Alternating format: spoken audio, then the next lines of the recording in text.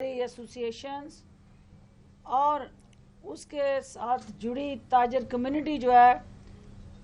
ان کو درپیش مسائل اور حل کے لیے جو مل بیٹھ کے تجاویز دیں، میں ان کی شکر گزار بھی ہوں۔ آج وزیر اعلیٰ عثمان بزدار صاحب کی طرف سے میں لبرٹی مارکیٹ ٹریڈر ایسوسیشن کے لیے ایک پیغام لے کے آئی ہوں، کیونکہ یہ مارکیٹ ہی نہیں، یہ لاہور کا ایک بہت بڑا معاشی ہب ہے اور لاہور کی معاشی شہرگ ہوتے ہوئے یہ اشد ضروری ہے کہ لبرٹی مارکیٹ، جس نے آج سے 30 سال پہلے کاروباری دنیا میں ایک آرگنائزڈ سٹرکچرل ایک بہتر پلیٹ فارم، جس سے ہماری تاجر تنظیمیں اور ان کے ساتھ جڑے تمام جو عوامی مفاد اور کسٹمر کے حقوق ہیں ان کے تحفظ کی ذمہ داری اٹھائی تھی۔ مجھے یہ جان کے خوشی ہوئی کہ جس قبضہ مافیا کے خلاف وزیر اعظم عمران خان برسر پیکار ہیں اور پرعزم ہیں کہ ان کو انہوں نے شکست دینی ہے، یہ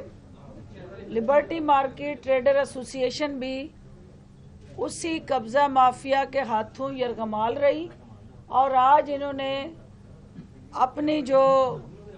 یرغمالی کی زنجیریں ہیں ان کو توڑ کر وزیر اعظم عمران خان اور وزیر اعلیٰ پنجاب عثمان بزدار صاحب کی قیادت پہ اعتماد کا اظہار کرتے ہوئے حکومت پنجاب کی تاجر دوست پالیسیز پہ مکمل اعتماد کیا، اور جو حکومت پنجاب نے پنجاب کے اندر ٹریڈ کو پروموٹ کرنے کے لیے، چھوٹے تاجروں کے حقوق کے تحفظ کے لیے، جو overall as of doing business کے لیے، جو ہمارے ٹیکس کے قوانین کے اندر ترامیم کی ہیں، ٹریڈرز ایسوسیشن نے ان کو نہ صرف سراہا ہے بلکہ مکمل ہمیں اپنی حمایت کا یقین دلایا ہے، اور یہ باور کروایا کہ وزیر اعظم عمران خان اور وزیر اعلیٰ عثمان بزدار جس نیک نیتی سے، جس قومی مفاد میں یہ ریفارمز لا رہے ہیں، بزنس کمیونٹی انہیں قدر کی نگاہ سے دیکھتی ہے، اور بزنس کمیونٹی یہ سمجھتی ہے کہ جو چھوٹا تاجر ہے اس کو اس حکومت نے جو سرپرستی دی، اس کے دکھوں کا مداوع کرنے کے لیے اس سے جو مشاورتی عمل شروع کیا، وہ ٹیکس ریٹرنز ہوں، وہ سیل ٹیکس ہو، وہ انکم ٹیکس ہو، وہ جتنے بھی ڈیجیٹلائز سٹیپس حکومت نے اٹھائے ہیں لیٹسٹ ٹیکنالوجی کے ساتھ جڑے، لبرٹی مارکیٹ ٹریڈر ایسوسیشن ان تمام انیشیٹو کا حصہ ہے اور بھرپور انداز سے حکومتی کاوشوں کو ہر طرح سے اونرشپ دے رہی ہے۔ اس کے علاوہ جو آپ جانتے ہیں کہ چونکہ تجارت پیشہ پیغمبری ہے اور نبی اکرم آخر الزمان حضرت محمد صلی اللہ علیہ وسلم کا جو سب سے اہم ترین ان کی ذات کا جو پہلو تھا، اس میں انہوں نے رزق حلال کمانے کے لیے تجارت جیسے مقدس پیشے کا انتخاب کیا تھا۔ آج تاجر برادری جو ہے وہ اسی شیوہ پیغمبری کو وزیر اعظم عمران خان کی قیادت میں آگے بڑھانا چاہتی ہے، یہ بدقسمتی رہی کہ چند تجارت کے نام پہ ایک سرمایہ دار اور کاروباری گروپ نے پاکستان کے اس مقدس اور اہم پیشے پہ قبضہ کیا اور سیاست اور تجارت کو اکٹھے کر کے تجارت کے اندر بھی قبضہ گروپ پروان چڑھائے اور تجارت کے اندر جو ایک پاکستان کی معیشت میں ریڑھ کی ہڈی کی حیثیت رکھنے والا شعبہ تھا اس کو بھی متنازع بنایا اور وہاں سے ایسے ایسے گینگز کو جنم دیا کہ جو الٹیمیٹلی جو تجارت تھی انہوں نے صرف ایک شوکیس کے طور پہ رکھی، پس پردہ ان کاروباری افراد نے قبضہ کرنا، مافیاز کو مضبوط بنانا اور عوامی حقوق کا قتل عام کرنا انہوں نے اپنا وتیرہ کے انصاف کے یہاں عمران خان کے سپاہی اور وہ تمام ایسوسی ایشن کے عہدیداران سیسا پلائی دیوار بن کے اس انتقامی مائنڈ سیٹ کا مقابلہ کرتے رہے۔ میں آج ان کو خراج تحسین پیش کرنے آئی ہوں اور میں وزیر اعلیٰ عثمان بزدار کا جو اس وقت تاجر دوست پروگرام ہے اس کے اندر سب سے پہلے جو ہمارا امپورٹ کے ساتھ جڑا ٹریڈر ہے جو قیمتی زر مبادلہ باہر بھیج کے امپورٹڈ برانڈڈ سامان منگا کے پاکستان کی ایلیٹ کو سرو کرتا ہے اور اس کی ضروریات کو پورا کرتا ہے، وزیر اعظم کے یہ جو سپاہی ہیں وہ انڈسٹریل سٹیٹس جو پاکستان کے اندر اور پنجاب کے اندر کاروباری کمیونٹی کے حقوق کے تحفظ کے لیے حکومت وہ منصوبے فیصل آباد میں وہ اسٹیٹ انڈسٹریل اسٹیٹ زونز سی پیک کے ساتھ جڑے مختلف ہماری جو اسٹیٹ زونز کے ساتھ جڑی وہ کاروباری حضرات کے لیے نرسریاں ہیں جن کا مقصد یہ ہے کہ ان برانڈز کو پاکستان یہاں انویسٹ کرائیں اور پاکستان کا وہ قیمتی زر مبادلہ بچائیں اور ٹیکنالوجی کو بھی ٹرانسفر کروائیں۔ تو یہ جان کے مجھے خوشی ہوئی کہ جہاں ہمارا یہ ٹریڈر کمیونٹی جو ہے وہ امپورٹ کر رہی ہے چیزیں وہاں ساتھ ساتھ پاکستان میں اسی کوالٹی سے میچ کرتی ہوئی پروڈکٹ مینوفیکچر کرنے جا رہی ہے تاکہ نہ صرف یہ لوکل ضروریات کو پورا کریں بلکہ اپنی ان کموڈیٹیز کو ایکسپورٹ کریں اور الٹیمیٹلی پاکستان کو زر مبادلہ کما کے دیں۔ تو ان کی جو گزارشات تھیں میں وزیر اعلیٰ عثمان بزدار صاحب کی ہدایات کی روشنی میں متعلقہ ایم این اے اور ایم پی ایس کے ساتھ مشاورت کر کے فی الفور اس کا ہم تدارک کریں گے ان مشکلات کا، اور وہ ان کی ذات کے لیے نہیں ہے، یہ ٹریڈر ایسوسی ایشن کا کوئی ذاتی ایجنڈا نہیں اس میں ان کی طرف سے ایک تو لبرٹی مارکیٹ کے بارش کے موسم میں جو سیوریج اور ڈرینیج کی پراپر پلاننگ نہ ہونے کی وجہ سے پانی کھڑا ہوتا ہے اور اس کو تکلیف ہوتی ہے اور اس سے کاروبار متاثر ہوتا ہے، اس کے لیے انہوں نے اپنا ایک ان کا حق اپنی ترجیحات حکومت کے سامنے رکھی ہیں۔ اس کے علاوہ یہ چاہتے ہیں کہ یہاں ایک انڈر پاس بنے تاکہ جو سڑک کے اوپر ٹریفک کنجیشن ہے اس کا شکار جو ہمارا کسٹمر ہوتا ہے اور اس کا قیمتی وقت ضائع ہوتا ہے، پیٹرول ضائع ہوتا ہے، تو ہم اس کو بچائیں اور ارد گرد جو ہے ہم پیدل شاپنگ کے ٹریفک کے جو اس وقت بے ہنگ مسائل اس وقت جو چلے ہوئے ہیں ان سے ان کو نجات ملے۔ لائیولیہڈ اور اس وقت پرائم منسٹر پاکستان کا جو لاہور سمیت پاکستان کے شہر کو خوبصورت بنانے کا جو بیڑا اپنے ساتھ آیا، اپنے پی ایچ اے کے پلیٹ فارم سے لبرٹی مارکیٹ، لبرٹی چوک، اس کے ارد جتنے بھی ایسے مقام اور پلیسز ہیں جو ہے وہ لطف اندوز ہو سکتا ہے، اپنی فیملی کے ساتھ وقت گزار سکتا ہے، اس کے لیے ایک پولوشن فری انوائرمنٹ فراہم کرنے کے لیے انہوں نے کچھ تجاویز دی ہیں. انشاءاللہ اس پہ بھی ہم کام کریں گے. میں جتنی تجاویز برادری اس وقت میں ان کو یہ کہنا چاہتی ہوں کہ وزیر اعظم نے آپ کی ضروریات کو مد نظر رکھتے ہوئے ایک بہت کمپری ویری ڈیفائنڈ اور ویری ویل پلانڈ صنعتی پالیسی جو ہے اس کو پین کر کے ہم آپ کے سامنے پیش کر رہے ہیں، اور اس کے اندر آپ کی تمام جائز ضروریات کا تحفظ یقینی بنا رہے ہیں. جب ہم انڈسٹری کی بات کرتے ہیں تو انڈسٹری میں آجر اور اجیر دونوں آتے ہیں. جہاں ہم نے انڈسٹری کے انویسٹرز کا خیال رکھنا ہے، وہاں اس میں کام کرنے والے ورکرز کو ان کی بنیادی حقوق اور ان کی ضرورت بھی ہماری ذمہ داری ہے. کہ بھائی موجود ہیں وہ جانتے ہیں کہ میری یہ کوشش ہے اور اس پہ ہم تیزی سے کام کر رہے ہیں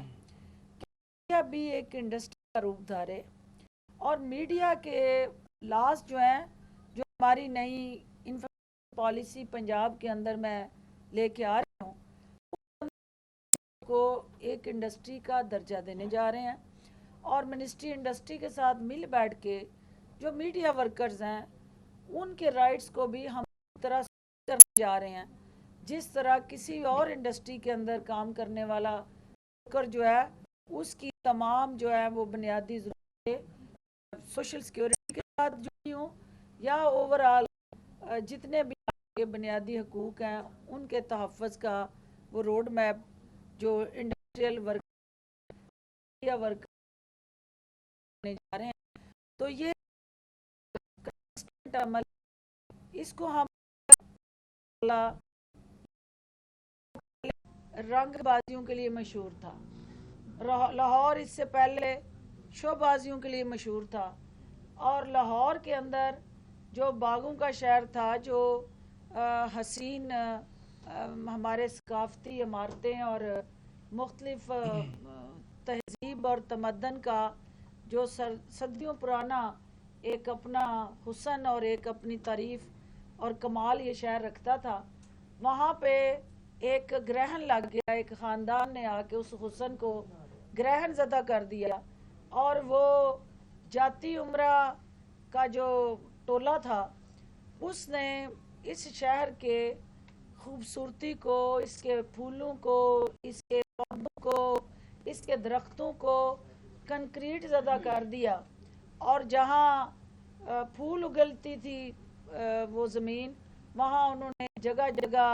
کنکریٹ کر کے اپنے سریے بیچے اور لوگوں کے ذہنوں کو بھی کنکریٹ کرنے کی سازش تیار کی کہ کسی کا دماغ کام ہی نہ کرے اور ہمارے خلاف کوئی رزسٹ ہی نہ کرے. لیکن میں خراج تحسین پیش کرتی ہوں کہ لبرٹی مارکیٹ کے میرے جو پی ٹی آئی کے ٹریڈرز ہیں، انہوں نے اس سب سے بڑے آمریت کے دور میں جہاں ذل سبحانی کا اور شاہی خاندان کا فرمان جاری ہوتا تھا، اس دور میں بھی کلمہ حق جو ہے وہ یہ کہتے رہے اور اپنی آواز کو انہوں نے بلند رکھا. آج اسی آواز کو طاقت دینے کے لیے ان کی بہن ان کے درمیان موجود ہے، اور میں ان کو یقین دلاتی ہوں کہ انشاءاللہ ہم آپ کی جائز ضروریات اور آپ کے جو مطالبات ہیں ان کو حکومت جو ہے پرائرٹی پہ دیکھے گی. اور پبلک پرائیویٹ پارٹنرشپ، کیونکہ ایک کام ہے جو حکومت کا کرنے کا ہے، ایک کام ہے جو ہم اس وقت جو ہے وہ پبلک پارٹنر لا کے पब्लिक के साथ प्राइवेट पार्टनर। तो ये जितने इनके इनिशिएटिव हैं हम इसको देखेंगे कि लिबर्टी मार्केट के अंदर जो कैपेबिलिटी, पोटेंशियल और इकोनॉमिक वायबिलिटी है,